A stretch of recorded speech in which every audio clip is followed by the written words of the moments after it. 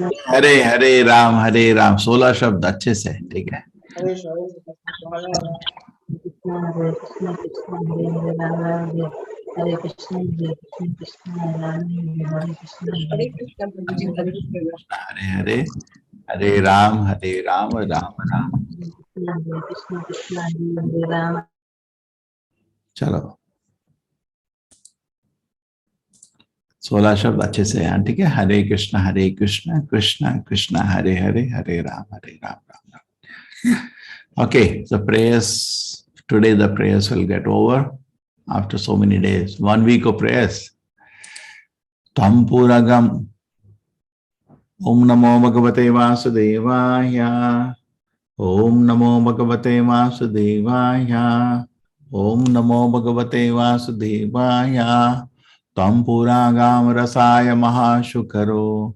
Tam Sraya Padmini Varendro Yatha. Tuyamano Nadar Leelaya Yogivi Vijartho Gatra Yagna Kratuhu. Dear Lord, O personified Vedic knowledge, in the past millennium, long, long ago, when you appeared as a great boar incarnation, you picked up the word from the water as an elephant picks a lotus flower from a lake. When you vibrated transcended sound, a gigantic form of a boar, the sound accepted sacrificial hymn, and the great sage like Sanaka meditating upon it offered prayers for your glorification.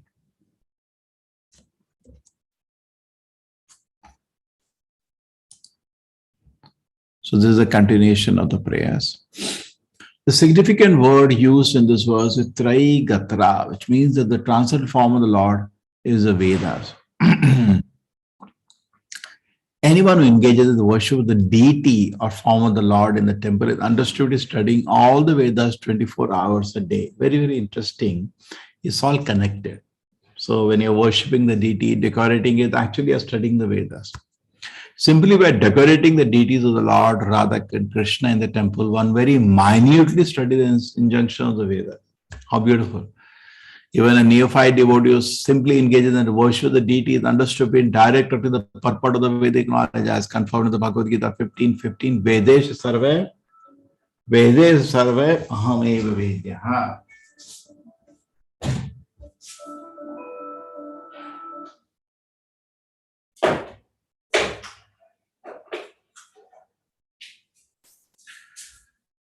Vedesh sarve ahameva vedyaha.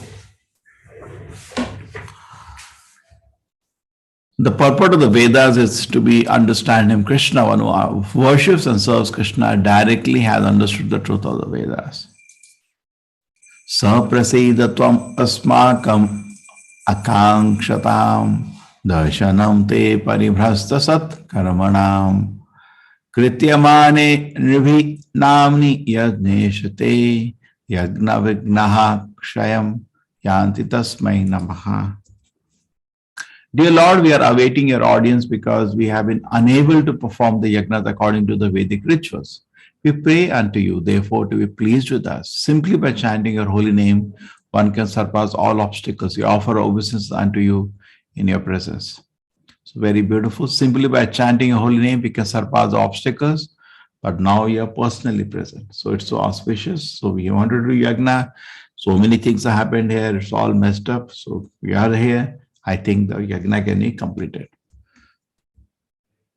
Ravana was the great devotee of Lord Shiva, but when Lord Ramachandra wanted to kill him, Lord Shiva could not protect him. In fact, Parvati says, can you do something? Your great devotee is crying. He was crying for Lord Shiva, come and protect. So what can I do? That idiot has done something now, and now nobody can save him. The Lord Rama wants to kill, nobody can stop him. If sometimes some demigod, even Lord Shiva or Lord Brahma wants to harm a devotee, Krishna protects a devotee. But when Lord Krishna wants to kill someone, such as Ravana or Hiranyakashipu, no demigod can protect him. So ultimately, Krishna is the Supreme Lord. Maitreya Uvacha, prayers are over now. Iti daksha kavir yagnam bhadra rudra vimanshitam kirtayamane rishikeshe sanniye yagna bhavane. Shri Maitreya said, after Lord Vishnu was glorified by all present, Daksha, his consciousness purified, arranged to begin again the yagna, which had been devastated by the followers of Lord Shiva. And let me take the small shloka. Bhagavan svena bhagena sarvatma sarvabhag bhuk daksham bhavasa amashya priyamana ivanaga. Maitreya continued, oh dear sinless Vidura, Lord Vishnu is actually the enjoyer of the resort sacrifices. Yet because of his being the super soul of all living entity, he was satisfied simply with a share of the sacrificial offering. He therefore addressed Dakshana pleasing. So that's what has happened. He has appeared. Because of his appearance, we saw so many beautiful prayers offered to him. And after that, Lord, he is very pleased with the small offering that Daksha has made. Prabhupada comment.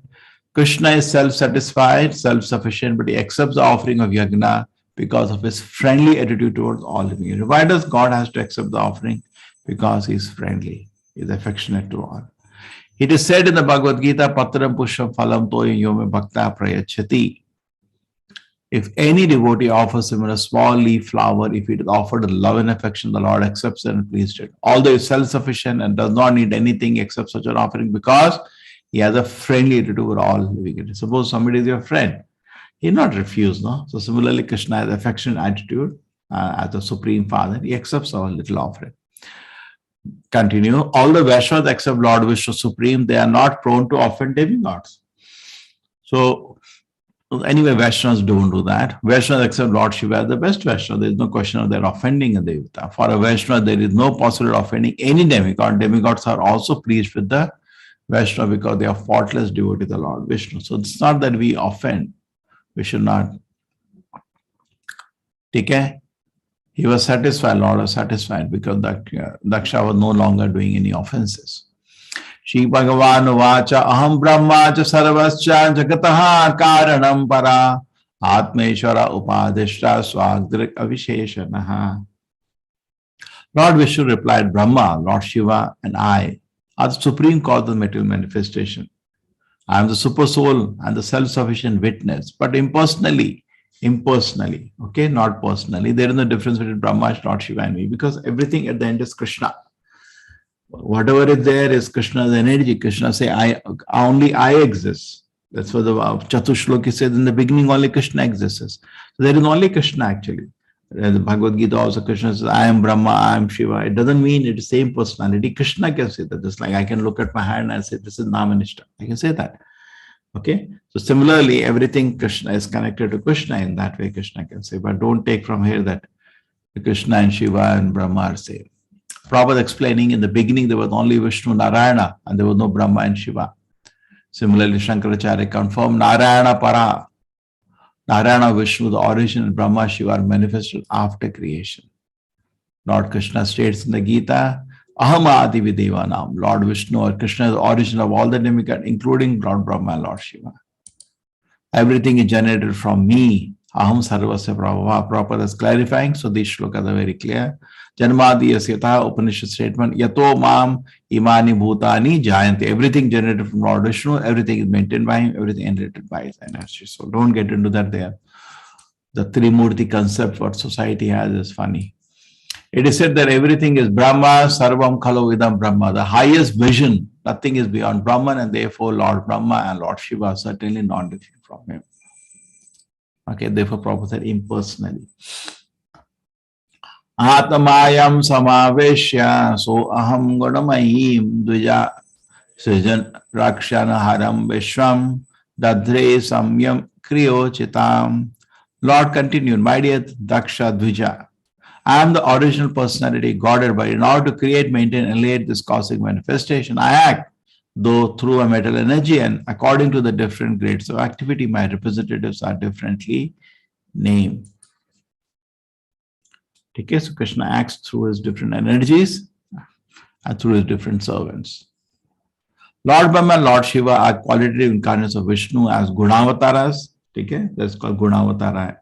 And Lord Vishnu with them accepts the control of the quality of goodness. Therefore, he is also qualitative incarnation like Lord Shiva, Lord Brahma. He takes a role of the Gunavatara. Actually, the different names exist for different direction. The origin is one only. Everything has come from the Lord.